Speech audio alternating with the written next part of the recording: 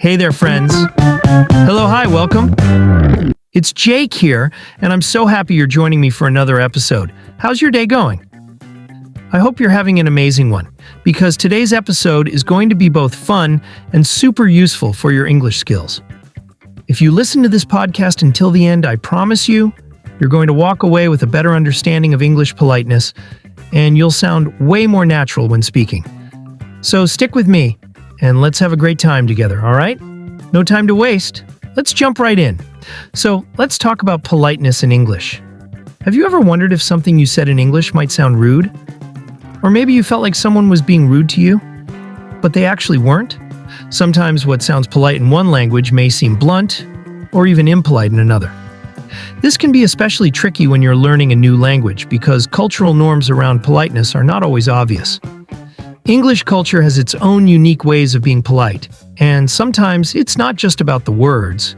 You have to pay attention to the tone, the expressions, and even body language. A slight change in how something is said can completely alter its meaning. First things first, let's talk about how we make requests. Imagine you're in a cafe. You could say, "Give me a coffee," but, oh no, that sounds a little too direct, right? In many languages, direct requests are completely normal, but in English, they can sound demanding or even rude. Instead, in English, we usually say, "Could I get a coffee, please?" Or, "I'd like a coffee, please." These phrases not only sound more polite, but they also show consideration for the other person. Adding please and using softer phrasing makes a huge difference. Even small details like changing "I want" to "I'd like" can make you sound much friendlier and more natural. Now, what about refusing something? In some cultures, saying no directly is completely fine. But in English, we often try to soften it. For example, instead of saying, "I don't want that," you could say, "I'm okay, but thank you." Or, "I'll pass, but I appreciate it." These phrases make the conversation feel less abrupt and more polite. English speakers tend to avoid direct refusals because they can feel too strong or even hurtful. Instead, we often add a reason or express appreciation to make the rejection sound softer. For example, if someone invites you to an event but you can't go, instead of just saying no, you might say, "Oh, that sounds great, but I already have plans. Maybe next time."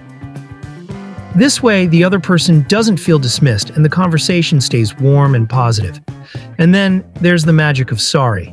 English speakers say sorry a lot, even when it's not necessary. If someone bumps into you on the street, you might hear, "Oh, sorry," and even though it wasn't their fault.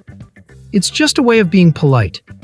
In many cases, sorry isn't about taking blame. It's about acknowledging the situation and showing empathy.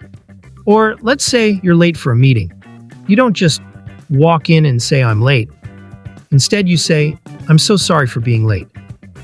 That little phrase changes everything. It makes you sound more considerate and helps maintain a good relationship with others. English speakers even say sorry to soften disagreements. Like, "I'm sorry, but I don't quite agree." This makes the statement sound less confrontational and keeps the conversation respectful. Another thing, have you ever noticed how indirect English speakers can be? If you're at a friend's house and they ask, "Would you like some tea?" and you say no, it might feel a bit cold. Instead, a typical English response might be, "Oh, that's so nice of you to offer, but I'm good for now." Sounds a lot warmer, doesn't it? This kind of indirectness is common in English, especially in social situations, where people want to be polite but don't want to sound too harsh. Instead of saying, "Turn down the music," you might hear, "Would you mind lowering the volume a bit?" The meaning is the same, but the phrasing makes it sound much more polite.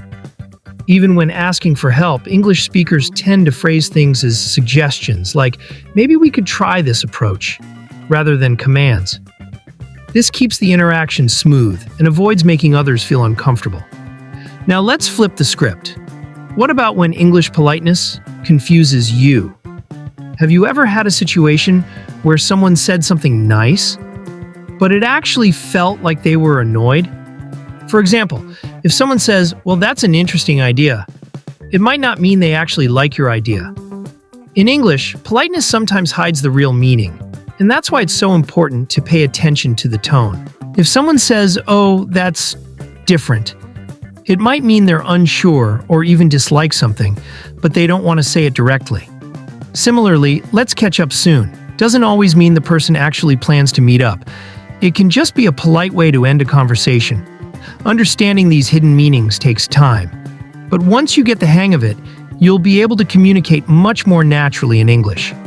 So what do you think? Have you ever had a moment where English politeness confused you? Maybe you accidentally sounded too direct, or maybe you misunderstood someone's polite way of saying no. Let me know in the comments. I'd love to hear your stories. And hey, if you found this episode helpful, check out the description box below. I've got a playlist of other great episodes that will help you master English in a fun and natural way. Make sure to subscribe to the channel and hit that like button. It really helps keep this podcast going. Thank you for being here, thank you for listening, and I'll see you in the next episode. Take care, my friends.